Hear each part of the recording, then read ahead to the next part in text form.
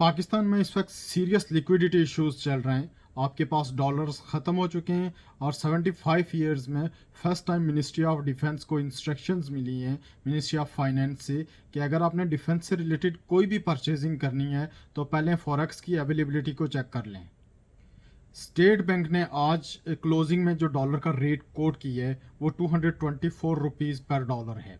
लेकिन आज की प्रेस कॉन्फ्रेंस में इसहाक डार ने खुद एडमिट किया है कि जो मार्केट रेट डॉलर का चल रहा है वो 10 से 15 रुपए, 15 से 20 रुपए महंगा चल रहा है। 15 से 20 रुपए ये इसहाक डार खुद एडमिट कर रहा है।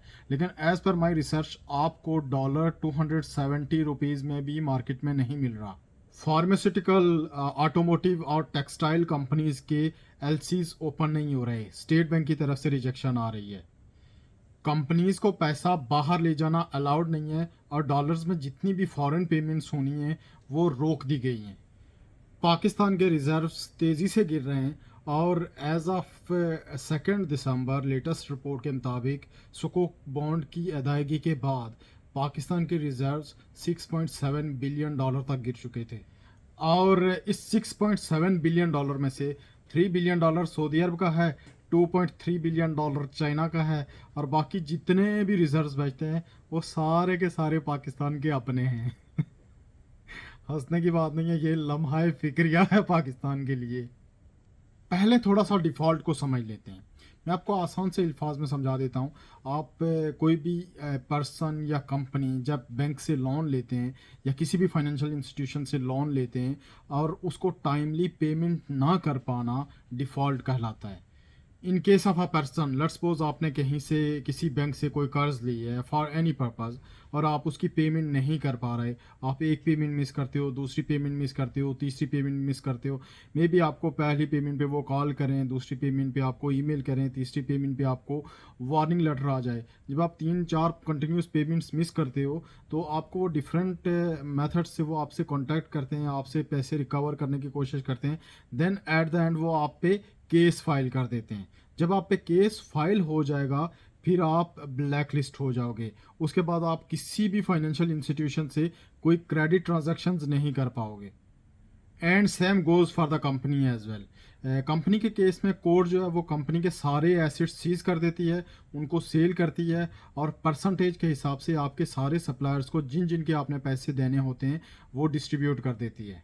अब जब कोई कंट्री डिफ़ॉल्ट करता है तो क्या होता है? सबसे पहला इम्पैक्ट ये होता है कि आपके साथ बाहर के क्रेडिटर्स या बाहर के फाइनेंशियल इंस्टीट्यूशंस डील करना बंद कर देते हैं। आपको कोई पैसे नहीं देता, आपको कोई फर्दर कर्ज नहीं देता और जो देते हैं वो भी बहुत हाई इंटरेस्ट परसेंटेज पे देते हैं। मोस्टली इंटरनेशनल इन्वेस्टर्स आपके अपनी इन्वेस्टमेंट उठा देते हैं और वो कोशिश करते हैं कि ऐसी इकॉनमी से वो जितना जल्दी हो सके वो बाहर निकल जाए।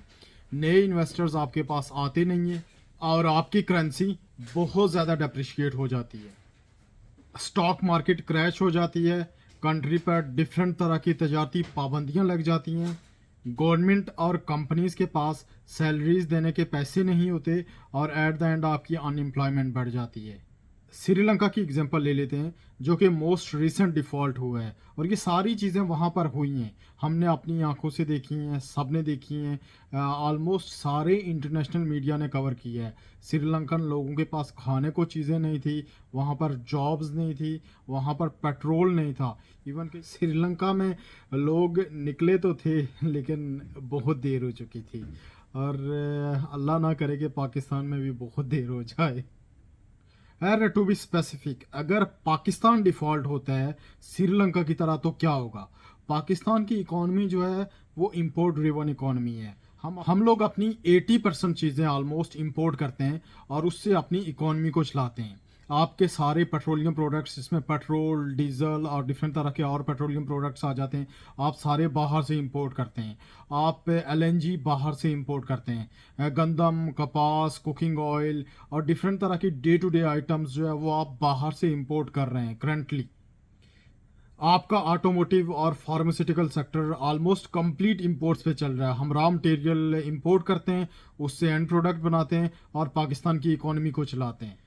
पाकिस्तान की सारी इंडस्ट्री ऑलमोस्ट आपकी इंपोर्ट्स पर डिपेंडेंट है। अगर आप और पाकिस्तान में इस वक्त डॉलर नहीं है, पाकिस्तान के पास इंपोर्ट बिल्स के पैसे नहीं हैं, आपकी कंपनीज एलसीज ओपन नहीं कर पा रही, स्टेट बैंक की तरफ से रिजेक्शन आ रहा है, आपका रॉ मटेरियल नहीं आ रहा, एट द एंड जो है उसका रिजल्ट ये निकल रहा है कि आपकी इंडस्ट्री बैठ रही है।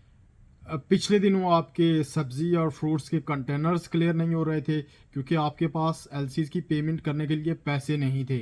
और इस सारी सूरत हाल में क्या होगा कि चीज़ों की शॉर्टेज होगी और महंगाई बहुत ज़्यादा बढ़ जाएगी।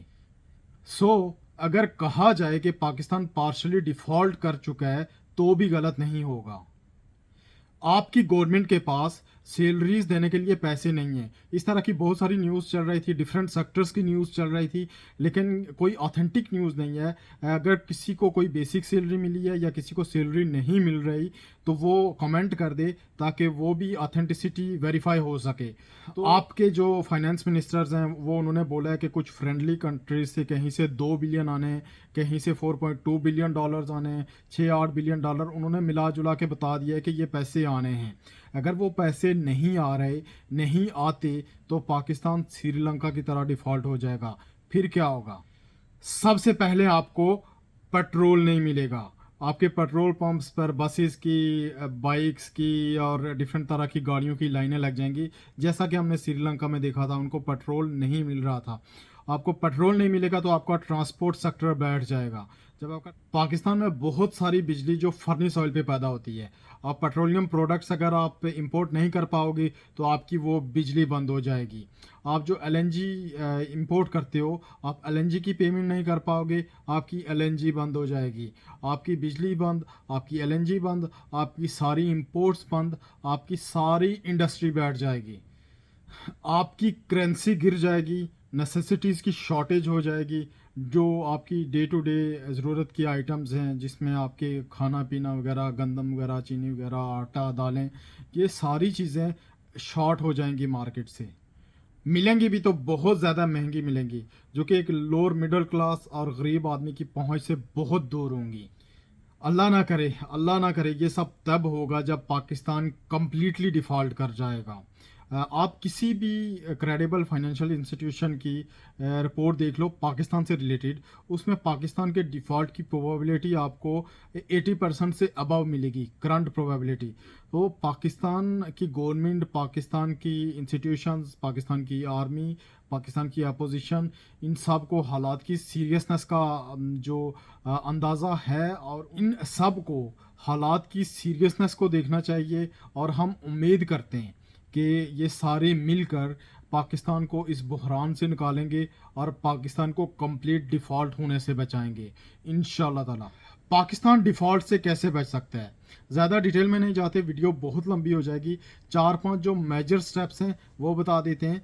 आप अपनी इंपोर्ट कम करें, अपनी एक्सपोर्ट्स को बढ़ाएं, अपनी एक्सपोर्ट्स को जितना हो सकता है बढ़ाएं। एक्सपोर्ट्स इस तरह की पॉलिसीज़ बनाएं जो आपकी एक्सपोर्ट को इनकरेज करें।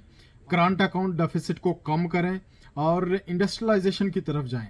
आपकी जो मेजर इंपोर्ट्स हैं, आप देखें जो चीज़ें आप मेजरली इंपोर्ट कर रहे हैं, लेट्स सपोज आप चाइना से इंपोर्ट कर रहे हैं, आप यूएसए से इंपोर्ट कर रहे हैं, आप किसी भी कंट्री से इंपोर्ट कर रहे हैं, आप 500 मिलियन, 800 मिलियन डॉलर्स या 1 बिलियन डॉलर की कोई भी चीज़ इंपोर्ट कर रहे हैं, आप उन कंट्रीज़ को बोलें कि पाकिस्तान में इन चीज़ों की कारखाने लगाएं, इन चीज़ों की फैक्ट्रीज लगाएं। इससे क्या होगा कि आपकी जॉब्स भी मिलेंगी, आपका इंपोर्ट बिल भी कम होगा और आपकी एक्सपोर्ट्स भी बढ़ेंगी।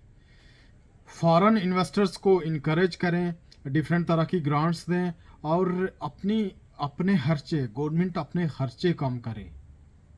हमें कोई भी सब्सिडाइज्ड प्रोजेक्ट नहीं चाहिए। सब्सिडाइज्ड प्रोजेक्ट जो पाकिस्तान की इकोनॉमी को खा रहे हैं उनको बंद करें और कैपिटल गुड्स में इन्वेस्टमेंट करें जिनसे आपका रेवेन्यू जनरेट होगा, जिनसे आपकी एक्सपोर्ट बढ़ेगी और पाकिस्तान अपने पैरों पे खड़ा होगा।